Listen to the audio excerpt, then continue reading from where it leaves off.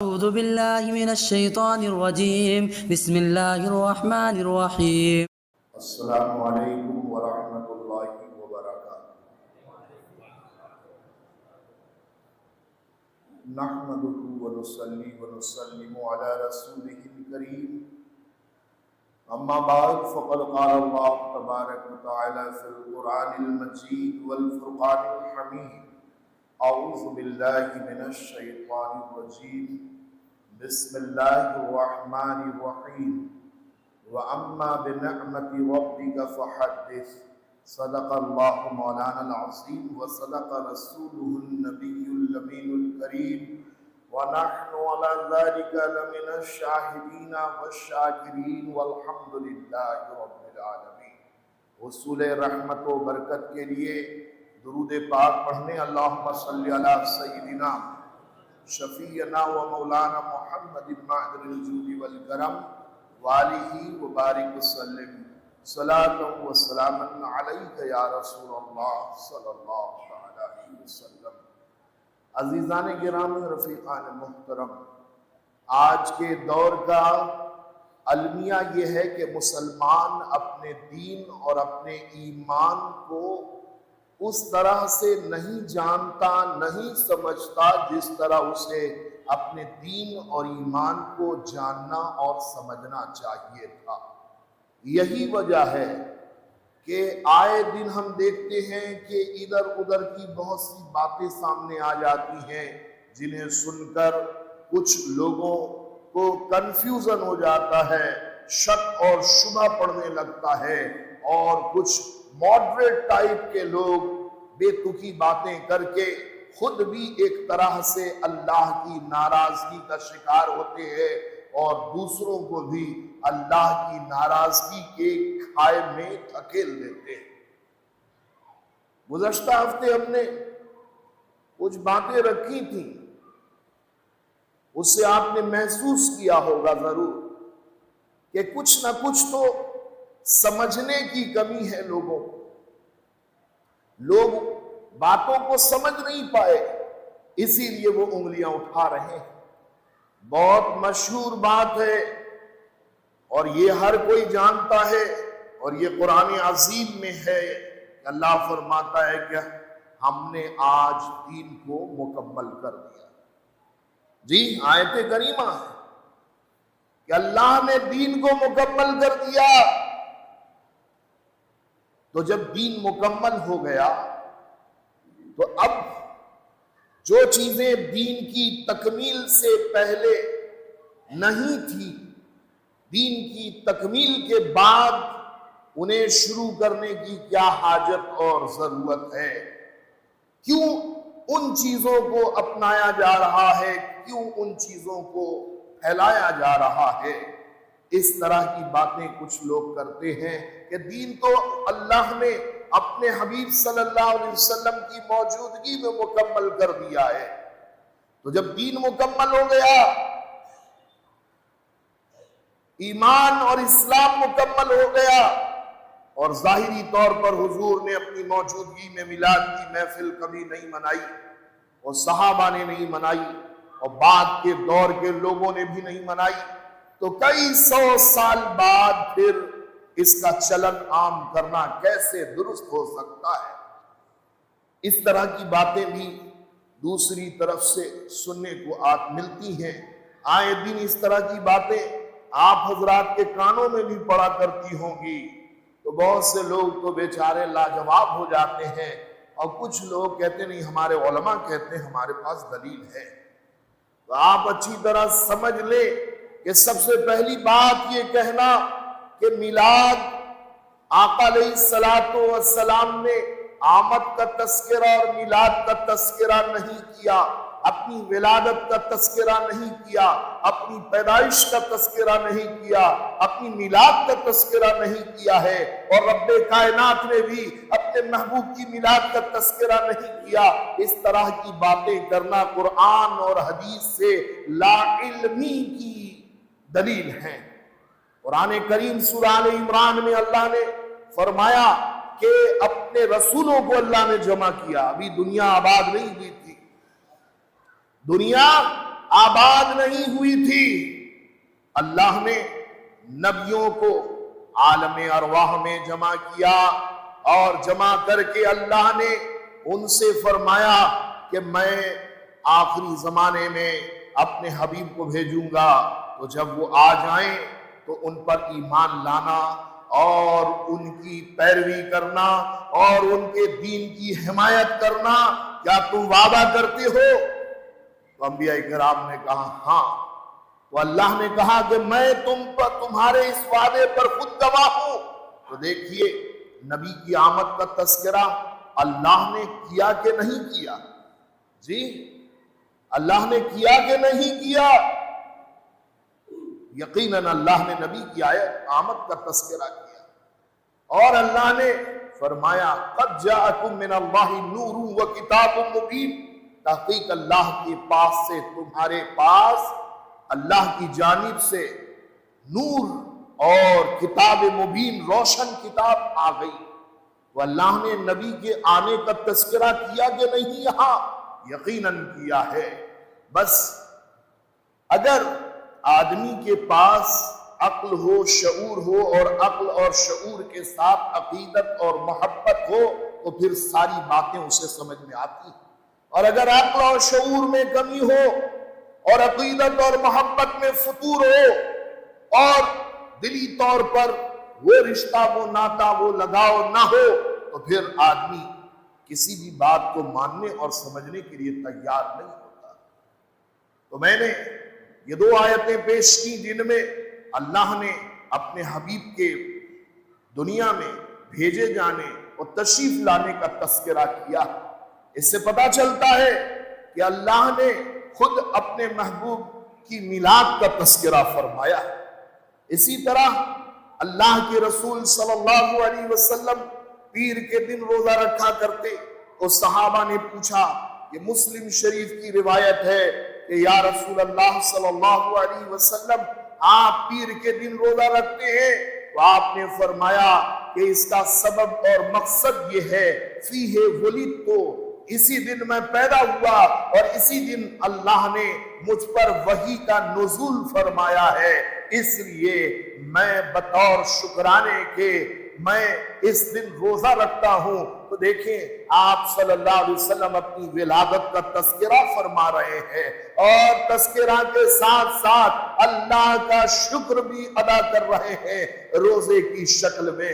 اسی طرح مسند امام احمد بن حنبل میں یہ روایت ملتی ہے کہ صحابہ کرام ایک مرتبہ مسجد میں بیٹھے ہوئے تھے، آقا علیہ السلام تشریف لائے، اور آپ صلی اللہ علیہ وسلم نے ان سے پوچھا کیا میرے صحابہ کیا کر رہے ہو؟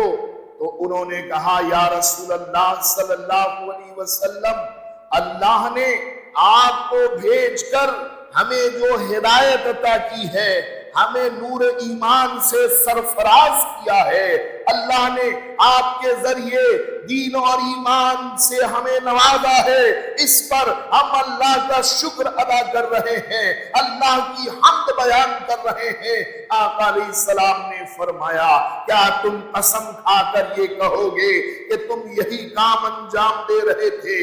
صحابہ نے کہا یا رسول اللہ صلی اللہ علیہ وسلم، ہم تو قسم کھاتے ہیں اور اللہ کی قسم کھا کر کہتے ہیں کہ ہم تو یہی کر رہے تھے۔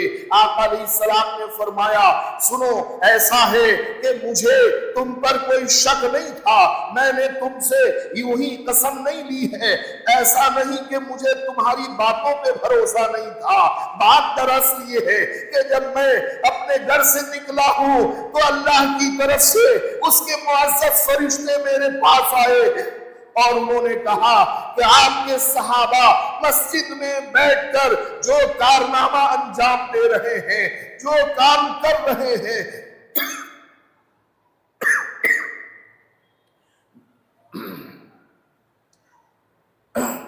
جس کام میں وہ لگے ہیں، اللہ تعالیٰ آپ کے صحابہ کے اس کام پر آسمانوں پر فخر فرما رہا ہے۔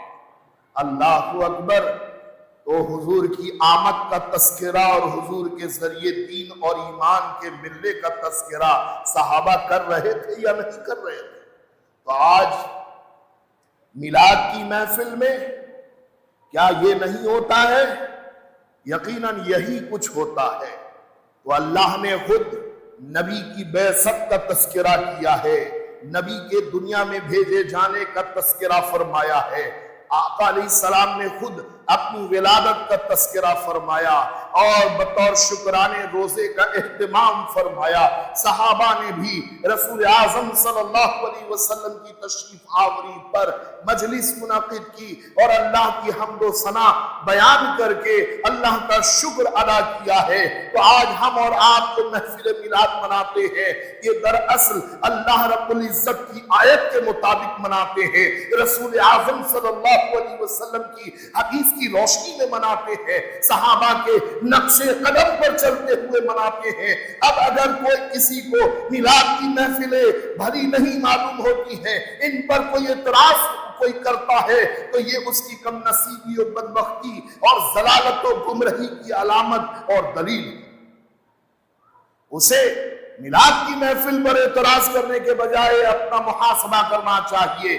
گزشتہ ہفتے میں نے کہا تھا، جب انسان کی طبیعت بگڑ جاتی ہے تو وہی کھانا پانی جو عام دنوں میں وہ کھا پی رہا ہوتا ہے بیماری کی حالت میں، اسے وہ کھانا اور پانی اچھا نہیں لگتا، تو کھانے اور پینے میں کوئی خرابی نہیں ہوتی، دراصل اس کی طبیعت خراب ہوتی ہے۔ ٹھیک اسی طرح جو مومن ہے، جو مسلمان ہے، ان سب کو آقا کی آمد پر یقیناً خوشی ہوتی ہے اور ہونی بھی چاہیے۔ ارے ہمارا تو حال یہ ہے کہ ہمارے گھر کوئی بچہ آ جائے، ہمارے پڑوس میں کوئی بچہ آ جائے، ہمارے خاندان میں کوئی بچہ آ جائے تو ہر آدمی کو خوشی ہوتی ہے کہ نہیں ہوتی؟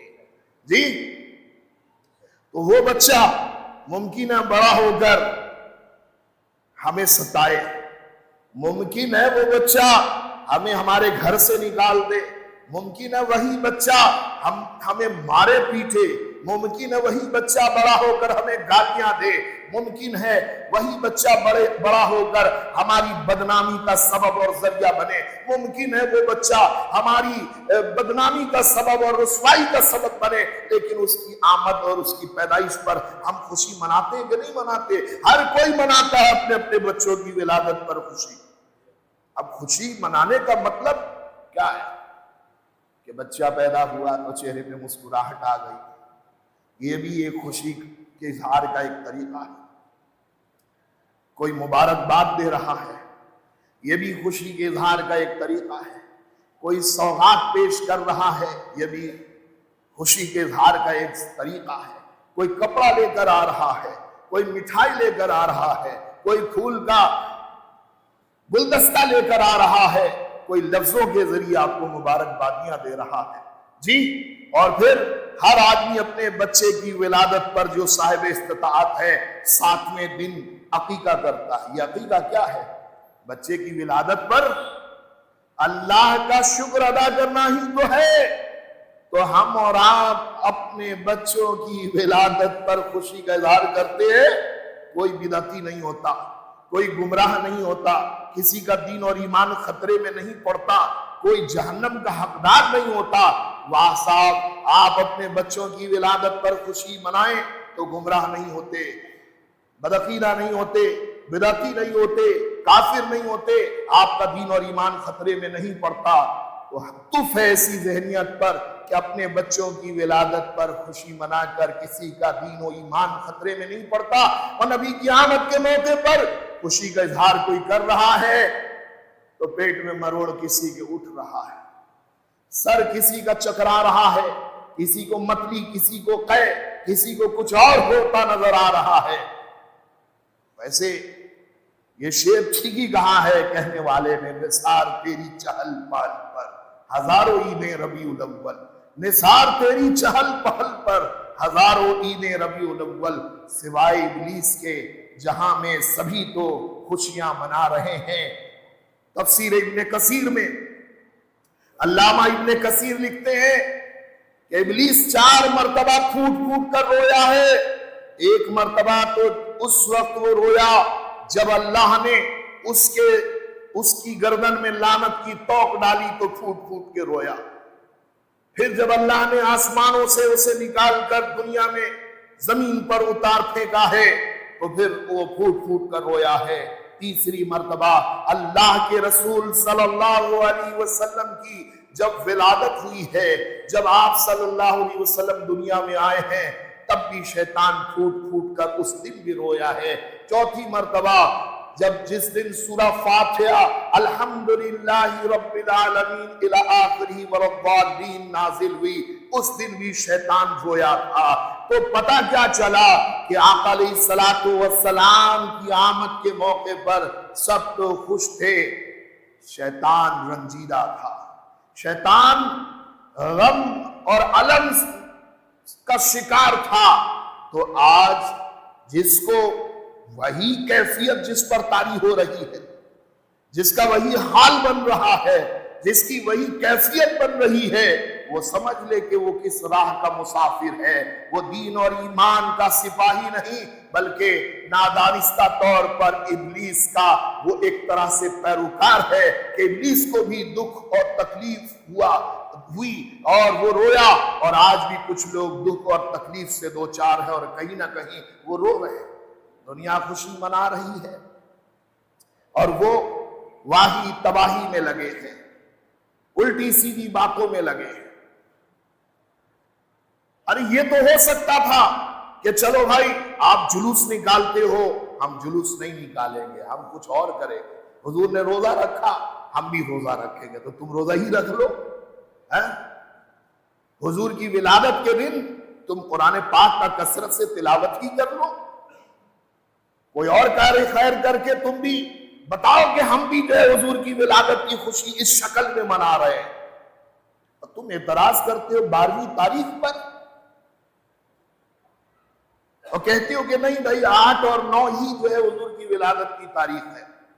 تو سب سے پہلی بات تو یہ سن لیجئے اور سمجھ لیجئے، آپ سب لوگوں کو میں کہہ رہا ہوں کہ حضور کی ذات پر، آقا علیہ الصلوۃ والسلام پر سب سے پہلی کتاب سیرت پاک بروایت ابن اسحاق ہے. یہ پہلی صدی ہجری میں یہ کتاب لکھی گئی اور اس کے مصنف آقا علیہ الصلوۃ والسلام کے وصال کے لگ بھگ 80 سال کے بعد ہی پیدا ہو گئے. اور انہوں نے کتاب لکھی سیرت پاک بروایت ابن اسحاق. اس میں ایک ہی تاریخ انہوں نے نوٹ کی ہے کہ آقا علیہ الصلوۃ والسلام 12 ربیع الاول پیر کے دن پیدا ہوئے. سمجھ رہے ہیں؟ پھر تقریباً 400 سالوں کے بعد ابن ہشام نے آقا علیہ السلام پر کتاب تحریر کی اور انہوں نے بھی 12 کی تاریخ درج کی ہے. اور پھر جو کتابیں لکھی گئی یہ 6ٹھی 7ویں صدی اور 9ویں صدی ہجری میں لکھی گئی. اس میں کچھ اور باتیں بھی کچھ لوگوں نے نوٹ کی، لیکن پہلے سے جو کتابیں تحریر میں آئیں وہ 12 ربیع الاول ہی اس میں لکھا ہے. اچھا، کسی نے یہ نہیں کہا کہ 12 ربیع الاول حضور کی ولادت کی تاریخ نہیں ہے. اس نے اگر بعد والوں نے لکھا بھی ہے، 8 اور 9 کا تذکرہ کیا بھی ہے، تو یہ بات ضرور اس نے اپنی کتاب میں لکھا ہے کہ جمہور کا قول یہی ہے کہ حضور آقا علیہ السلام 12 ربیع الاول کو پیدا ہوئے ہیں. اسی پر جمہور علماء کا اور معرخین کا اور تاریخ دانوں کا اتفاق ہے کہ آقا علیہ السلام 12 ربیع الاول کو پیدا ہوئے. سیرت پاک بروایت ابن اسحاق، سیرت ابن ہشام، سیرت النبی ابن کثیر اور دلائل النبوہ اور اس طرح کی بات کی جتنی کتابیں ہیں سب میں آپ کو 12 ربیع الاول ہی کا تذکرہ ملے گا. تو یہ کس قدر بدبختی اور کم نصیبی کی بات ہے کہ آدمی 12 ربیع الاول جو شروعاتی زمانے میں جو کتابیں لکھی گئی ان میں 12 کا تذکرہ ہے، تو بعد والوں کو کس نے یہ اتھارٹی اور حق دیا ہے کہ اس کو بدل کر وہ اپنی طرف سے کوئی اور من گھڑت تاریخ تحریر کرے. اور ایک بات میں اور آپ لوگوں کو بتا دوں کہ جو 9 تاریخ کی بات ہوتی ہے اس کا پہلے سے کوئی چلن نہیں تھا. 1890 عیسوی، ابھی 2023 ہے نا، 1890 کے قریب مصر میں محمود پاشا نام کا ایک منجم ہے نا، ماہر فلکیات، لگ بھگ آج سے 130-35 سال پہلے ایک اسکالر ہوا محمود پاشا، مصر کا رہنے والا تھا. اس نے فلکیات کے علوم اور اپنے علم اور اپنے ہنر کی بدولت جوڑ جاڑ کر یہ نقشہ پیش کیا کہ حضور 9 ربیع الاول کو پیدا ہوا. جی تو 1890 کے قریب محمود مصری نے یہ دعویٰ کیا ہے. اس سے پہلے کسی نے 9 کے بارے میں بات نہیں کی، 8 کے بارے میں بات کی. اور آپ کو جان کر بڑی حیرت ہوگی کہ جو کتاب 7ویں صدی ہجری میں لکھی گئی اس کے بیچ میں یہ بات گھسا دیا ہے اور لکھتے ہیں کہ 1890 میں فلاں آدمی تھا، اس نے اپنی تحقیق سے ثابت کیا ہے کہ حضور 9 کو پیدا ہوا. اب مجھے یہاں ٹھہر کے بتائیے کہ کتاب لکھنے والا آج سے 700-800 سال پہلے کتاب لکھ رہا ہے اور وہ 12 لکھ رہا ہے، اور ابھی 130 سال پہلے ایک شخص اپنی تحقیق پیش کر رہا ہے اور وہ 9 بتا رہا ہے. اب آج کے دور کے یہ جو ٹھیکیدار لوگ ہیں انہوں نے اتنی بڑی بددیانتی کی کہ کتاب کے بیچ میں اس کو کوٹ کیا ہے. اب عام آدمی جو پڑھتا ہے اس کو غلط فہمی ہو جاتی ہے، 9 کو لکھا ہوا ہے. ارے بھائی وہ کتاب کا حصہ نہیں ہے، کتاب کو 800 سال پہلے لکھی گئی ہے، یہ تو کتاب کے باہر کا حصہ ہے. اس کتاب میں یہ الحاق ہے، اسے لاحق کیا گیا ہے، اسے ملایا گیا ہے، اسے شامل کیا گیا ہے. تو غلط فہمی میں کوئی نہ رہے کہ حضور 9 کو پیدا ہوئے. اصل بات یہی ہے کہ حضور 12 کو پیدا ہوئے. اور اگر آپ پھر بھی میری بات ماننے کے لیے آمادہ اور تیار نہیں ہیں بھائی، تو آپ 9 کو ہی کچھ نہ کچھ کر لیجئے، 9 کو ہی کیجئے، درود کی محفل کر لیجئے اور اس میں درود ابراہیمی پڑھا کیجئے. ہم لوگ پڑھتے ہیں الگ الگ درود، چلیے آپ درود ابراہیمی پڑھیے، بیٹھ کے پڑھ لیجئے، تب تو کیا کہلایا جا سکے بھائی ہم بھی کچھ کر رہے ہیں. اور روزہ رکھ لیجئے، یہ تو حدیث سے ثابت ہے بالکل، تو کیوں بھاگ رہے ہیں حدیث پہ عمل سے؟ آپ تو کہتے ہیں بھائی ہم لوگ حدیث پہ عمل کرتے ہیں، اور جو ہم ہی لوگ ہیں جو دین کو جانتے پہچانتے ہیں، تو آپ حدیث پہ عمل کیجئے. تو کہیں ایسا ہوتا نظر نہیں آ رہا. تو اس کا مطلب یہ ہے کہ حقیقت میں انہیں نبی کی ولادت کی کوئی خوشی نہیں ہے، ورنہ وہی لوگ جو بچے کی پیدائش کی خوشی مناتے ہیں، نبی کی ولادت کی کوئی خوشی نہیں. ہاں طریقہ بدل سکتا تھا، آپ کا طریقہ کچھ اور ہو سکتا تھا، لیکن آپ نے اپنی کارگزاریوں سے ثابت کر دیا کہ کھانے کے دانت اور ہے اور دکھانے کے دانت اور. آپ کا دعویٰ بے دلیل ہے، آپ لوگوں کو محض کنفیوز کر رہے ہیں.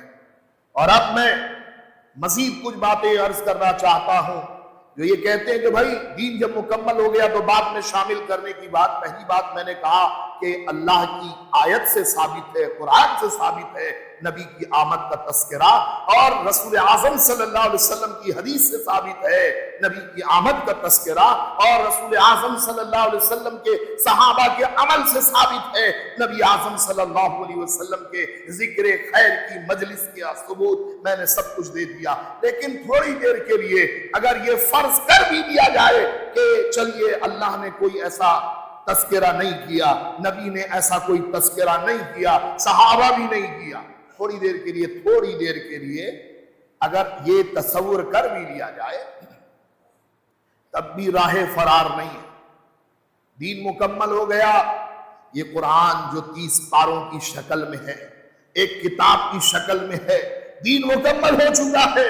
آقا علیہ السلام تشریف لے جا چکے ہیں. قرآن الگ الگ صحابہ کے پاس کہیں پتھر پر، کہیں ہڈیوں پر، کہیں چمڑوں پر، کہیں لکڑی کے ٹکڑوں پر، کہیں کسی اور شکل میں قرآن لکھا ہوا تھا. قرآن کو یکجا نہیں کیا گیا تھا، قرآن کو کتاب کی شکل نہیں دی گئی تھی. تو پھر اس پہ بدعت کا حکم لگائیں گے آپ کہ حضور نے تو قرآن جمع نہیں کیا، تو بعد میں حضرت عمر رضی اللہ تعالیٰ کی یہ بدعت ہے، ہم نہیں مانتے اس بدعت کو، ہم تو بس چمڑے میں لکھیں گے، ہڈی میں لکھیں گے اور لکڑی کے ٹکڑوں میں لکھ کر ہم گھر میں رکھیں گے اور اسی سے پڑھیں گے۔ لیکن پھر بھی آپ نہیں کر پائیں گے۔ میں بتاؤں کہ حجاج بن یوسف کا نام آپ نے سنا ہے، یہ 60-70 کی دہائی میں یہ شخص بڑا ظالم اور خوخار قسم کا انسان تھا، جس نے ہزار صحابہ کو تحقیق کیا۔ آپ کو جان کے حیرت ہوگی کہ ہم جو قرآن پڑھ رہے ہیں اس قرآن میں نقطے بھی ہیں اور زبر زیر پیش اور علامات بھی لگے۔ حجاج بن یوسف وہ انسان ہے جس نے قرآن پاک میں نقطے لگائے، ورنہ اس سے پہلے نقطے نہیں تھے۔ آقا علیہ السلام کے زمانے میں تو قرآن جمع ہی نہیں ہوا، صحابہ کے دور میں جمع نہیں ہوا، اور جب جمع نہیں ہوا تو پھر نقطہ اور زبر زیر پیش اور علامات کہاں سے لگتے؟ تو حجاج بن یوسف نے بہت بعد میں اس میں نقطے لگائے، زبر زیر پیش لگائے ہیں۔ تو آپ کہیں گے کہ نہیں صاحب ہم تو نہیں مانیں گے، دین تو مکمل ہو چکا ہے، یہ تو بدعت ہے۔ اگر آپ کو بدعت سے اتنی چڑ ہے تو پھر آپ کوئی ایسا قرآن لائے جو چمڑوں پہ اور ہڈیوں پر اور لکڑی کے ٹکڑوں پہ لکھا ہو اور اس میں نقطہ بھی نہ لگا ہو، اس میں زبر زیر پیش بھی نہ لگا ہو، تو پھر عام انسان تو بڑی بات، آپ کی جماعت کا مولوی مولانا اور شیخ التفسیر اور شیخ الحدیث بھی قرآن نہیں پڑھ پائے گا۔ آپ ہیں کس دنیا میں؟ آقا علیہ السلام نے مسجد بنائی تو کچی مسجد تھی، مسجد کا فرش مٹی کا تھا، وہی شکل صحابہ کے زمانے میں بھی تھی۔ پھر آپ اپنی مسجدوں کو کچی مسجد بنائیے اور چھت مت بنائیے، اوپر کھجور کی شاخ لگا دیجئے، کہ یہی حدیثوں سے اور سیرت کی کتابوں سے ثابت ہے۔ ایسی مسجد بنانا پھر بدعت جی۔ اور مسجد میں یہ مینار اور گنبد، یہ تو بہت بات کی بات ہے۔ تو واہ صاحب، تو آپ سب قبول کر رہے ہیں۔ اور آج جمعہ کی جو 2 اذانیں ہوتی ہے، آقا علیہ السلام کے زمانے میں صرف ایک اذان ہوتی تھی، حضرت ابوبکر کے زمانے میں ایک اذان ہوتی تھی، حضرت عمر فاروق کے زمانے میں ایک اذان ہوتی تھی، حضرت سیدنا عثمان غنی رضی اللہ تعالیٰ عنہ نے دوسری اذان کا رواج عام کیا ہے۔ تو کوئی کہہ سکتا ہے کہ یہ بدعت ہے اور ہم اپنی مسجد میں اس بدعت کو برداشت نہیں کریں گے؟ کوئی کہہ سکتا ہے؟ واہ صاحب، 30 پارہ آپ بھی رکھ رہے ہیں اور آپ کے اصول کے لحاظ سے یہ بدعت ہے، دین تو مکمل ہو گیا تھا، آپ اس بدعت کے شکار ہیں۔ زیر زبر پیش اور نقطہ والا قرآن آپ بھی پڑھ رہے ہیں، آپ کے اصول کے لحاظ سے بدعت ہے اور آپ بدعتی ہوئے۔ اور جب آپ کا فلسفہ یہ ہے کہ جو بدعتی ہو وہ گمراہ ہوتا ہے، جہنم کا ایندھن ہوتا ہے، تو آپ اپنا ٹھکانہ اپنے طے کردہ اصول کی روشنی میں خود دیکھ لیجئے کہ آپ کہاں جانے والے ہیں۔ اور یہ جو نماز تراویح ہم اور آپ پڑھ رہے ہیں، اور بلا اختلاف سارے مکاتب فکر کی مسجدوں میں نماز تراویح پڑھی جا رہی ہے۔ آقا علیہ السلام کے زمانے میں خود حضور نے 3 سے 4 دن محض تراویح کی نماز پڑھی ہے، پورے رمضان نہیں۔ لیکن ہم لوگ تو پوری رمضان پڑھتے ہیں۔ ہاں، جو نماز نہیں پڑھتے ان کی بات الگ ہے، لیکن جو نماز پڑھتے ہیں وہ پورے رمضان تراویح پڑھتے ہیں۔ اور ہم لوگ بھی اور دوسری جماعت کے لوگ بھی، سب لوگ پورے رمضان تراویح پڑھتے ہیں اور ایک امام کے پیچھے پڑھتے ہیں۔ تو حضور نے تو ایسا کوئی کام نہیں کیا۔ حضرت ابوبکر صدیق کے زمانے میں بھی ایسا نہیں ہوا۔ حضرت سیدنا عمر فاروق رضی اللہ تعالیٰ عنہ نے اپنے دور خلافت میں جب یہ محسوس کیا کہ لوگ سستی اور کاہلی کے شکار ہو رہے ہیں، عبادت سے دلچسپی ان کی ختم ہو رہی ہے، تو انہوں نے نماز تراویح ایک امام کے پیچھے آپ نے سارے لوگوں کو آمادہ کیا کہ وہ تراویح کی نماز باجماعت ادا کریں۔ تو آپ کہیں کہ یہ بدعت ہے، ہم تو نہیں پڑھیں گے رمضان میں تراویح، یہ حضور کی سنت نہیں ہے، بلکہ یہ عمر فاروق کے ذریعے یہ رائج کردہ بدعت ہے، ہم تو اسے نہیں پڑھیں گے۔ کہیں گے آپ کہ یہ بھی گمراہی ہے، یہ بھی جہنم جانے والا کام ہے۔ اور میں بتا دوں آپ کو کہ جب حضرت عمر رضی اللہ تعالیٰ عنہ نے نماز تراویح قائم کی تو پہلا دن جب نماز تراویح ہونے لگی اور آپ آئے تو آپ نے صحابہ کو دیکھا بڑی تعداد میں، جہاں اکا دکا لوگ نماز پڑھ رہے تھے پہلے رمضان میں رات کو، تو وہاں آپ نے دیکھا کہ بہت بڑی تعداد میں لوگ جمع ہیں۔ تو آپ نے فرمایا نعمت البدعۃ ھذہ، کتنی اچھی یہ بدعت ہے.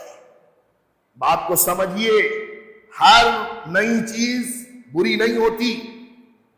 حضرت عمر رضی اللہ تعالیٰ عنہ نے ایک لکیر کھینچ دی، فرمایا نعمت البدعۃ ھذہ، یہ اگرچہ بدعت ہے لیکن بہت اچھی بدعت ہے. سمجھ گئے؟ اور اگر نہیں سمجھ میں آ رہا ہے تو بے عشق محمد پڑھاتے ہیں جو بخاری آتا ہے، بخار ان کو بخاری نہیں آتی، آپ اپنا علاج کروائیے.